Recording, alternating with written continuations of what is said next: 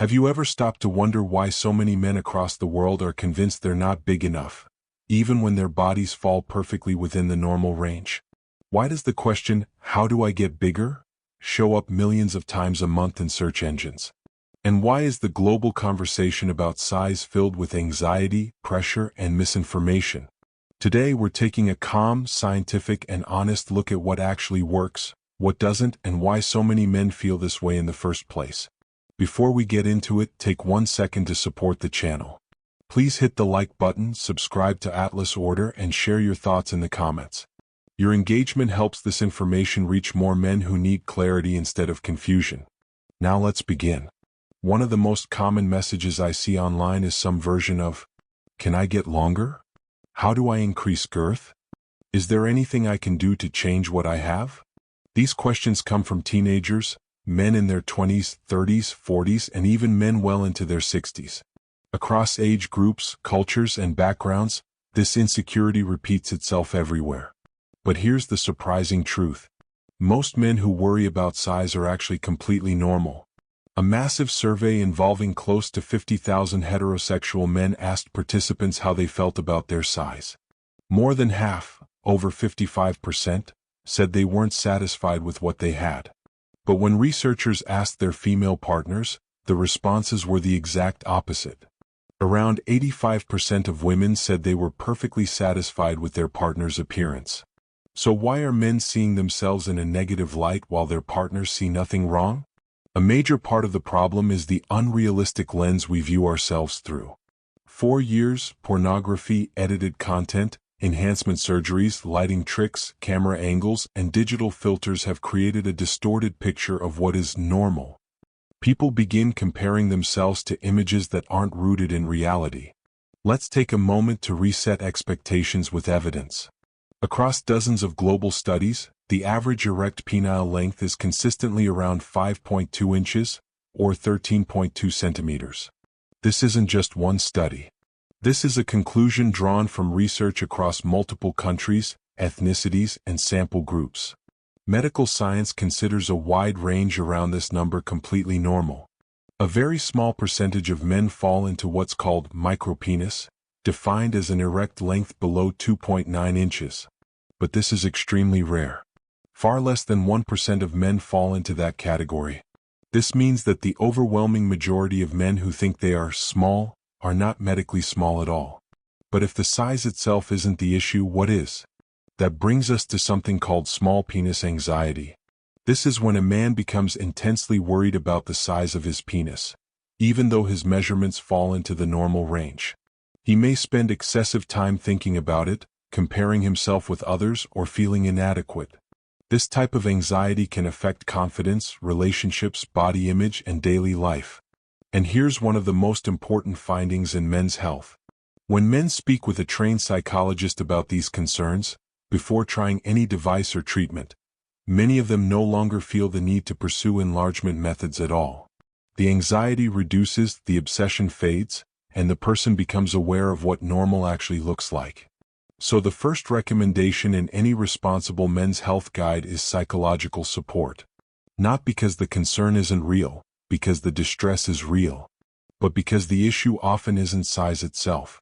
It's the perception of size. Now let's shift into treatments and talk about what's available and what actually works. We'll begin with non-surgical options because this is where most men start.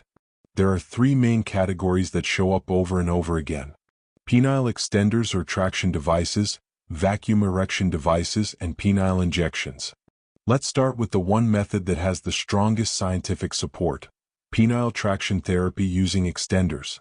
These devices apply gentle, controlled tension along the shaft of the penis over long periods of time, hours per day, over many months. This tension encourages the tissue to stretch and remodel gradually. When studies measured results, men who used these devices consistently did see an increase in length. However, the increase was modest.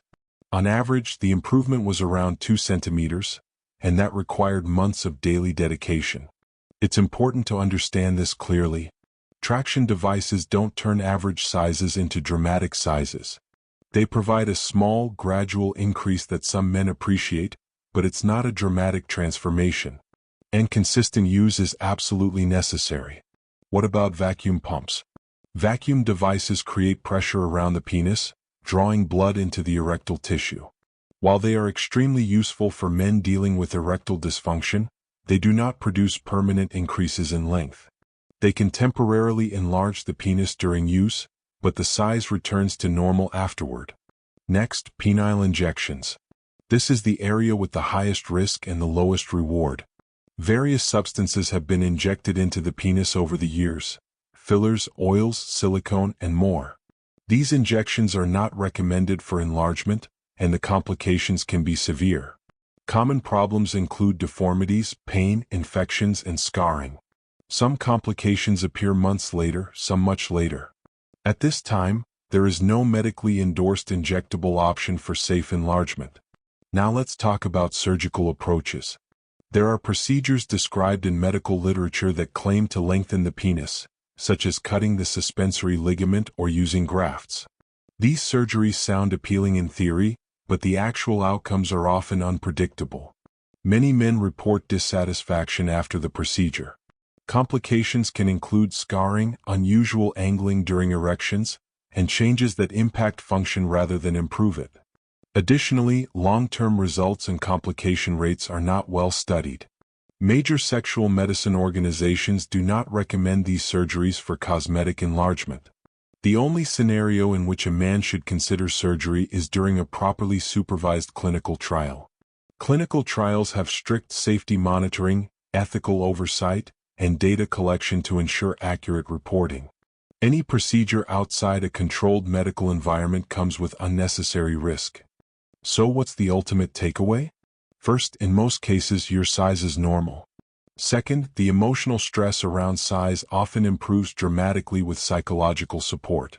Third, the only method with consistent evidence of physical change is traction therapy, and the change is modest. Fourth, injections and cosmetic surgeries are not recommended due to risks and inconsistent outcomes. The most important thing is to protect your health, your function, and your confidence. Chasing risky procedures can create complications that are far worse than any insecurity. Thank you for watching Atlas Order.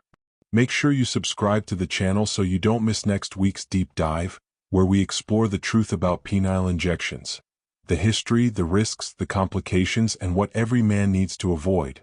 Remember, your health is your foundation, and you deserve real science-based answers.